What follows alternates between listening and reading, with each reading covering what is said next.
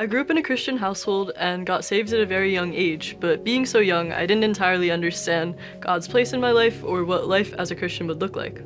As I've grown older, my parents and members of the church have served as great role models and mentors who have guided me along my journey with Christ. One particular period of my life that led to a lot of spiritual growth began in my sophomore year of high school. I started off the year with the prideful notion in the back of my mind that I had everything figured out for the rest of high school. I piled up on responsibilities, extracurriculars, and a heavy academic course load, thinking I could tackle them all. But within the first month of school, I realized I was unable to accomplish everything that I'd imagined I would. I had to start cutting back, and I felt like I'd completely failed. And because my identity was rooted so deeply in achieving everything that I'd imagined I would, I began to have a growing sense that I was losing myself and that I didn't know who I was. I started to think, if I couldn't handle all these responsibilities, who was I? I knew that my identity was supposed to be found in Christ, but I kind of put that to the side and instead tried to reclaim who I thought I was before.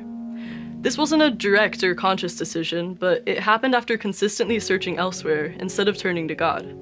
I became obsessed with myself and rebuilding what I thought was my identity.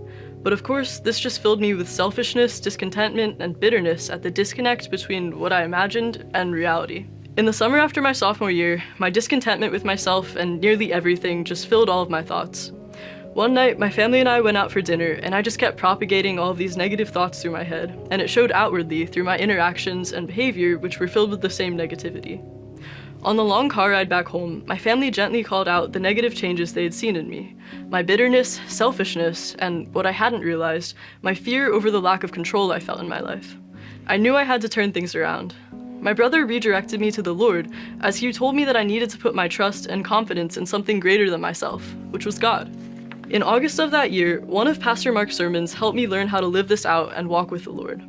One thing that really stood out to me was the idea that I could understand and theoretically agree with God's perspective, but that didn't necessarily mean that I was living out His word.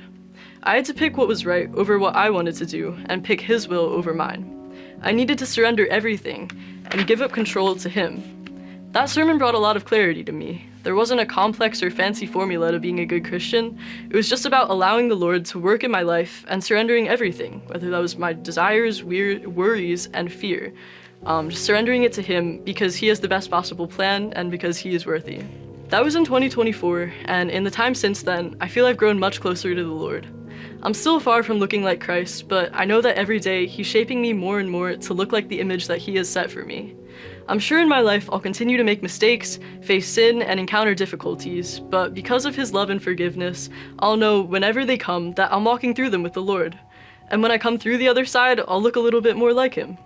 I now know that my identity is found in the Lord, not in however much I can accomplish or the circumstances around me. No matter how much the world around me changes, He will remain the same loving and steadfast God.